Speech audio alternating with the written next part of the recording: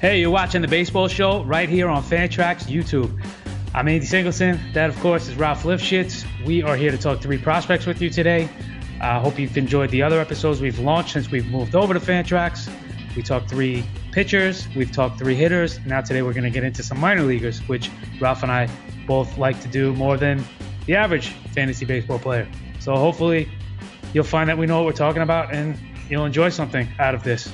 And if not, you'll think we're a bunch of dopes and idiots, and you'll want to go completely against us. I say that because we get plenty of criticism, and we can take it. So if you don't like anything that you hear in this show or any other show we've done, leave that in the comments. Let us know so we know how to improve. Speaking of the comments, if you're not subscribed to the channel, please go ahead and do so now. As I mentioned, you're watching us on Fantrax. We have moved the baseball show over to Fantrax, so please make sure you're following them on Twitter as well as Facebook or any other place you can find them. Check out the league managers. Everybody I know that has used it has loved it and loved the gameplay on it, the depth of the rosters, everything like that. Ralph and I both play on it, so we were more than thrilled to be able to come over and say we're not working at Fantrax because we both are Fantrax users, and we will both vouch for that. So there you have it.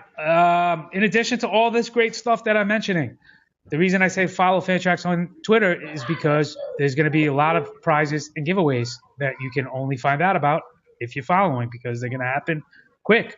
Like I'm talking within 30 minutes, an hour, we're going to select a winner kind of thing. But they're going to be massive, like free $100 entries into draft and hold type tournaments, things of that nature. And last but not least, Fantrax itself is rolling out its own blog. So there's going to be Fantrax writers now providing homegrown original content. All right, so with all that being said, we're going to dive into 3 prospects today.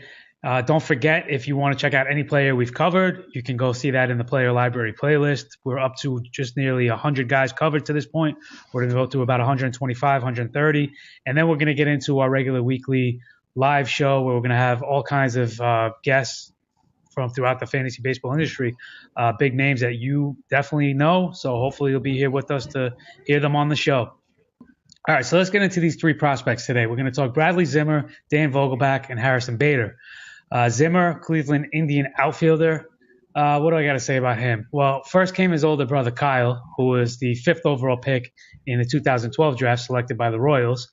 And to this point, he's basically flamed out as a pitcher. But then came younger brother Bradley, who played the outfield and was going to break the hex on the brothers Zimmer, kind of like the Carr brothers in the NFL. The Indians took Bradley in the first round of the 2014 draft at number 21 overall. And to this point, the results have been marginally better. Now, I've seen things all across the board with him where people love him, think this is a surefire stud.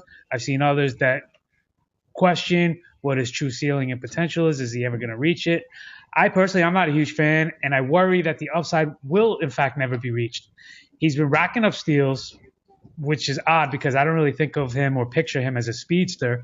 And I don't know that is something that I would really think is going to continue with him, although that could be unfair of me to say. It's just not – I don't think speed when I think of Bradley Zimmer. If you see a picture of him, you know what I'm talking about. The rest for me has been rather blah. I mean, he's got a pretty poor average. He's really struggling to hit lefties. He's got unimpressive power to this point. And, you add that all up, and I'm not sure that it's something I want to be really vested in. If I have him in Dynasty, I'm running for the hills. I'm trying to pawn him off wherever I can. But again, I might be the absolute lowest guy on Zimmer because I see people that would be like, yeah, I'll take him and would be happy if I was offering up in a trade. So I see you rolling your eyes. I take it you're one of the guys that does like Zimmer.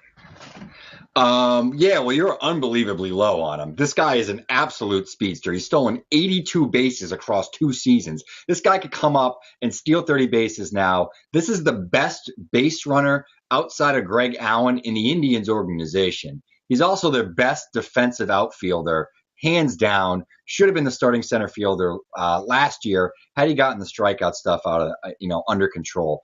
And that's been his biggest issue. Has been the swings and the misses. Now, if you look at what he's been doing so far in this spring, he's been phenomenal. he's slashing 333, 394, 633 with 2 homers. And a lot of the reason for that is he's made some swing plane adjustments. He's, looking to get the power less from, the whole body and more from his lower body. He's dropped the bat head in the zone, which has allowed the barrel to actually make more contact through the zone. So he's had some adjustments here that I think are the things we needed to see from Zimmer for him to be able to unlock the massive power speed potential that he does possess. This guy is a dynamic player. He's a dynamic top of the order type player. There are very few players in the minor leagues that walk as frequently as Bradley Zimmer does. This is a guy that has 15% sort of walk rates consistently throughout the minor leagues. And I really think that if he gets an opportunity this year in Cleveland and he's knocking on the door, especially if you look at the talent that's in that outfield at the moment, we have Michael Brantley, who's presently hurt, still trying to get over that shoulder injury. Who knows what if he ever fully comes back from it. Lonnie Chisenhall, who's, boring at best. We have Tyler McQuinn, who's also, interesting. He's actually, hitting the ball well in the spring, but he's had, some injury issues and certainly some question marks, not nearly as exciting. And then Brandon Guyer, whose best characteristic is getting hit with the baseball. So I think there's a lot of need in the Indians outfield for a guy like this, especially with Raji Davis leaving. He could sort of, become their best base stealer. He's not Raji Davis, but he is a guy that can steal 30 bases now. He's going to be an excellent defensive outfielder. He runs as good as anybody. He hits for contact. He gets on base. He hits for power, gets on base. And if the contact ability and the swing and misses go down, we could be talking a guy that could really be a huge breakthrough. This happens constantly with prospects or players that are, dynamic, and there's a few things that people sort of question in their game. They end up working beyond that. Happened with Trey Turner. It's happened with other players over the last couple of years. Another one's Trevor Story. Nobody thought Trevor Story was going to be a guy that could hit 27 homers in a partial season, and now everyone's taking him in the second round. So Zimmer is the type of player that could easily have 20, 30 upside. He's never going to hit for a high average, but in OBP leagues and OPS leagues, this guy could be a stud. All right, I got a ton to say. First of all, I was saying timeout because you said he's the best base runner outside of Greg Allen in the Indians organization, which includes Jose Ramirez and Francisco Lindor. Okay. Yes. I just wanted to make sure that was on. I think he's a better runner than both of those guys overall. Okay. I think he's a 30 base guy. I agree. There is absolute opportunity for him in Cleveland, especially in the outfield. Naquin is probably the most promising guy right now at the major league level, and you could take what you want from that. I think we absolutely need to make a Lonnie Chisenhall boring at best t-shirt and add it to the t-shirt collection, which includes the philanthropist, the cougar hunter, boring at best, and there was another one I'm forgetting now. But we're going to have these made up at some point. And then, there was something else you said at the end. I forgot. But more importantly, the speedster thing. I didn't say he couldn't run. I just said that's not what his game was built on. When he was, hyped up, it wasn't that he was going to be, Billy Hamilton, which obviously he's not, but he was going to be this power hitter, average power kind of guy. That hasn't happened. So I'm not down on him because it's, just looking at box scores or whatever. I'm down on him because it's been consistent. It's been at low levels in the minors. It's been while he's been at a fairly old age at low levels in the minors. And I'm doing it based on bloodlines in what I've seen from his brother, which is obviously unfair to him. I will give you that. But I'm not just blindly saying, oh, look, he batted 250. I don't like him. So, it is what it is. But that's the beauty of this show. I got blasted in one of the first, videos we posted since we came over to Fantrax for not absolutely loving and gushing Aaron Judge, that we apparently were too low on Aaron Judge. So Will O, I thank you for the back and forth with the comments. I, subsequently found out Will O is Aaron Judge's second cousin and will defend this man to the death. But, I digress. We don't always agree, Ralph and I, which hopefully is what makes this so interesting. I'm hoping we agree on Dan Vogelbach, who I am excited actually to talk about, more so than I thought.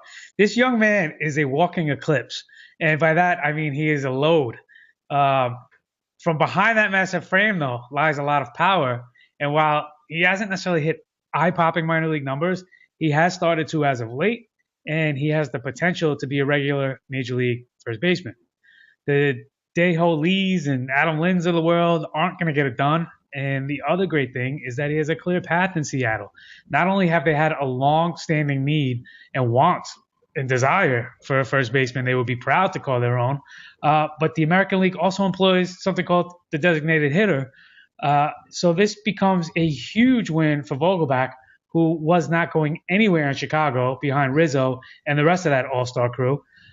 Vogelbach is going largely undrafted and redraft, which to me is a mistake. And he's someone you may even be able to get fairly cheap in Dynasty right now at this point. So are you guys all in on Vogelbach? And maybe I shouldn't say all in. Maybe that's a bad word. But he's somebody I have a keen interest for right now. Yeah, and if you guys have followed any of my writing over on Razzball.com over the last couple of years, I love Dan Vogelbach. I may be one of his biggest defenders, one of his biggest fans. I've dubbed him the jelly donut of SWAT because he is built like a jelly donut. He's a massive guy. He actually lost a few pounds last year, so he's even trimmer than he had been, and the results sort of followed. This is a guy that was a first-round pick of the Cubs previous to the Theo Epstein regime, and it almost seemed like they'd been waiting to deal this guy, and finally were able to in the Mike Montgomery deal, which could end up being a good deal for both teams. He was certainly blocked at the major league level. In the National League, there's no DH. He would have slotted in, but even then, Schwarber might have been the guy. So he never had an opportunity in Chicago. He goes to Seattle. He didn't hit so well in AAA there. After killing the PCL previously with Iowa, the Cubs AAA affiliate. Up to that point, we got traded right at the deadline. He'd been slashing 318, 425, 548 with an 18.4% K rate to a 15.1% walk rate with 16 homers. And that's the thing that I love about Vogelbach is a lot of people really build him up as a power hitter, and I think it's because of the build. This guy has an excellent hit tool, and the hit tool is what's carried him, allowed him to progress and grow as a power hitter. I think he now has that power in the stroke. He's a little bit older for a prospect at 24, but I think he's ready to contribute. And he's a guy who shouldn't hit for a poor average. He should be a bonus, particularly in leagues that count OBP. He's consistently walked throughout the minors at every single level, even during his struggles. He's a guy that has good pitch recognition and good understanding of the strike zone. I like Vogelbach a lot. I think he's somebody in all your dynasty leagues that you should take a shot on, particularly as a corner infield spot or a utility guy, somebody that could have sneaky value in pretty much all formats this year, including redraft. He's not somebody that, in your standard 12-team roto leagues, I'm probably drafting at the end of the draft, but he's somebody that I'm putting on my watch list and definitely watching in the first couple of weeks. If something happens and I need to find a fill-in, he'd be very quick on my list to add. Yeah, I mean, when you see him, you automatically just assume and think power hitter. Stretch Armstrong couldn't hug this guy, So, and I'm not trying to make fun of him. I'm just saying, he's a better overall hitter than he is just solely a power guy. Mm-hmm. But he has the frame that would make you think that power is coming. So. Additionally, if a guy named Anthony Rizzo wasn't in Chicago, he might already be at the major league level because he does have that kind of upside and talent. So he's just literally been blocked by a guy better than him.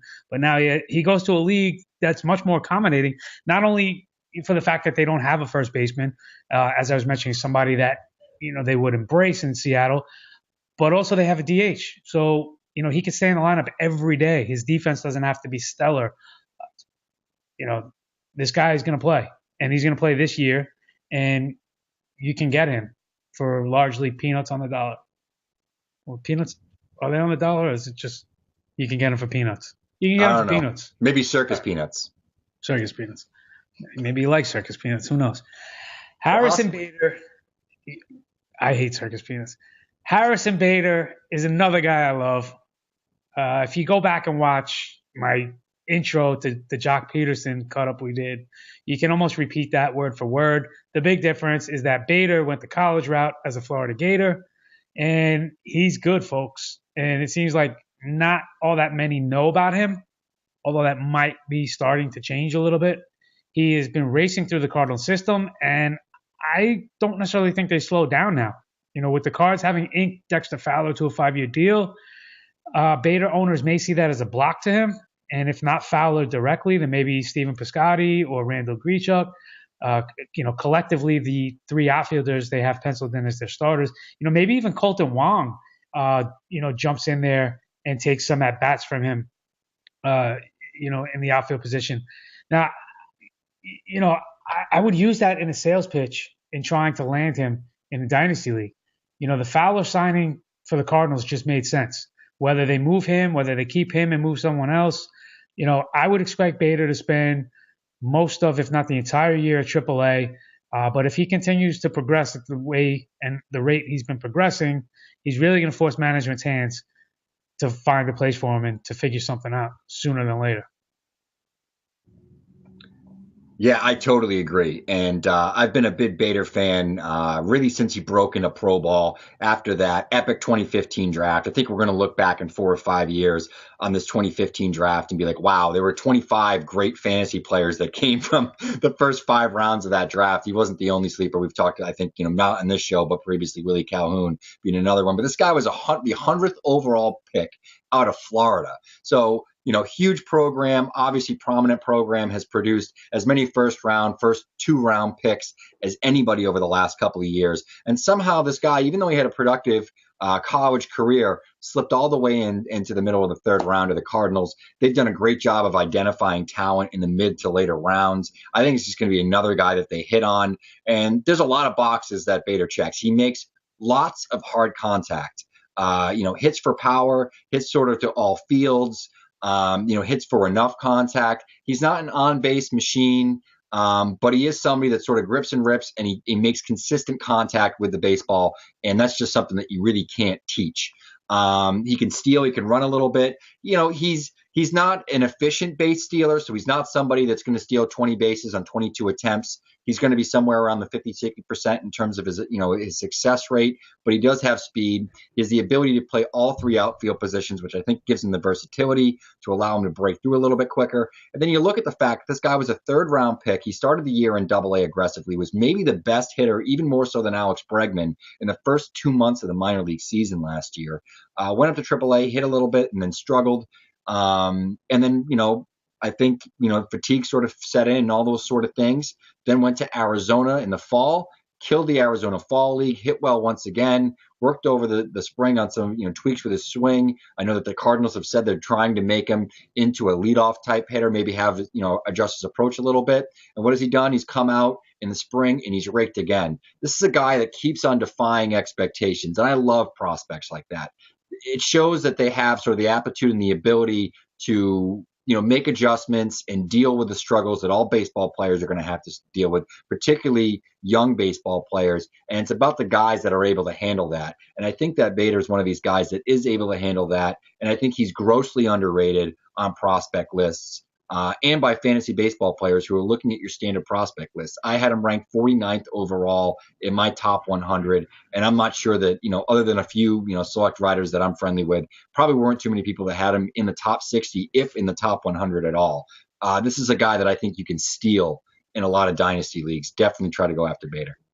Yeah, I'm a big fan as well. Like I mentioned, he was on a lot of waiver wires in dynasty leagues last year. That's starting to change. I'm pretty sure you're going to find him well owned in a lot of leagues, but he's still not somebody that's really regarded very highly, which means you could probably prime away from whoever does own him. And like I said, I would pitch, hey, he's blocked. There's no DH in the National League. They just signed Fowler to 5 years. They already got Piscotty. They already got Grichuk. Wong's moving out to the outfield. Where's he going to go? And, you might be able to wind up getting him and for circus peanuts.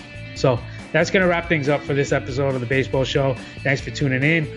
We hope you're enjoying us on our new home right here on the Fantrax YouTube channel. If you are, we ask you to please subscribe and just be a part of what we're growing here. As I mentioned earlier, the Fantrax.com website has their own blog now, so there's going to be articles coming out. You have us over here, giving these videos, and we're going to have a live show once, in another couple weeks, once the season really starts to unfold. We're going to have all kinds of big name guests from throughout the industry. I think that's going to do it. Follow Fantrax on Twitter. Follow Ralph and myself on Twitter. Subscribe to the channel. Give us a thumbs up. Leave a comment. That's your homework. We'll see you next time.